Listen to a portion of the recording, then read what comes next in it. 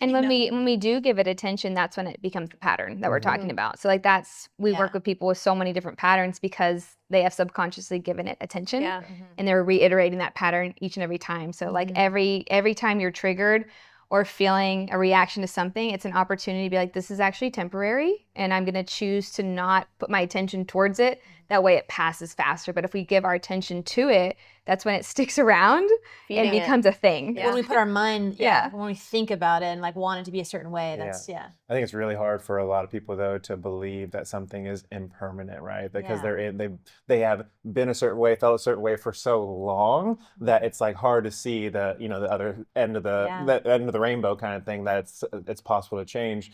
And my profound moment, and I'll share it very quickly. We were talking about energy being locked in our body, getting in that state of like feeling the sensations, and those are just things or patterns that are arising, giving that attention, and that things can shift and change. Before going to Vipassana, I'm gonna say Vipassana because I got the listener. Like I was dealing with major back issues that would like really debilitate me for a long period of time. I've shared this story before, but it was around like the end of this, 10-day meditation that I was feeling the sensations, and one Because day you're sitting, and so it triggered my back pain, and I'm listening to this guy say, hey, nothing lasts forever. I'm like, screw you, because this really hurts.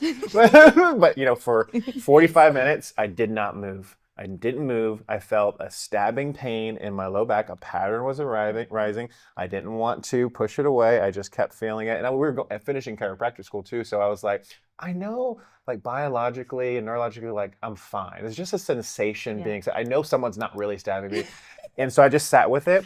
And like I want to share this because I think people like we tend to like push things away and not sit with it. I tell people this all the time, and it's hard for them to really grasp it. But I leaned into it. The pain amplified. It got worse, worse, right? Then it felt like there was a shooting pain down my leg. And then at one point in time, it felt like someone poured kerosene on my leg, sparked a match, and my leg felt like it was on fire. Again, for 10 minutes, I sat with that fire. I'm like, God, please say Anisha soon because I'm ready to get up. But I'm so grateful it didn't, because what happened, and I hope people get this, get the why I'm sharing this, that heat in an instant went to an extreme cold, the equal and opposite of that. And I was like, whoa, that was interesting. And from that moment on, I have never experienced that debilitating back pain that I used to have to deal with on a very regular basis. So to me, that was a miracle. I cannot fully explain it. I got ideas based on how we work with people, but that's the beauty, right? If you look within all that stuff, these patterns and that energy that's built up, it is not being utilized in a way that your body truly wants to express. And by looking at our stuff and allowing it to begin shifting through you, being in that more state of coherence, it frees you up from that crap that's been holding you back, so that way you can show up as a better version of That's yourself. a great example of integration, like what it really means to integrate. That was a physical manifestation of something from his past that he probably never looked at, or he kind of looked at it and pushed it back down or whatever. It's just this thing I have to deal with. And now he had this time to be like, just to sit with it and not react to it. And when it didn't have anything to react, like there's no energy there, it was able to move through. Like that's the whole thing of like, you have to know thyself. You have to know what's going on.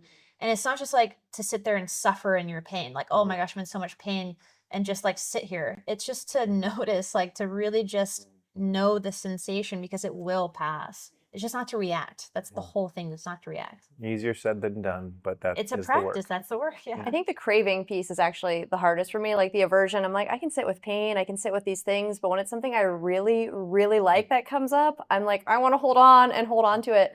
And that's that rhythm thing that you were just talking about with that wheel, where like I think about like our bandwidth, and if I actually just like let it move through me, my bandwidth says, this ain't nothing. This is what we always do. This is our balance point. And then I start actually attracting more of those experiences, rather than if I'm saying, oh my God, this is so amazing. This is the coolest thing that's ever happened to me. Every cell of my body is like, well, this is outside of our bandwidth, and this is a really good experience, but still outside of our bandwidth.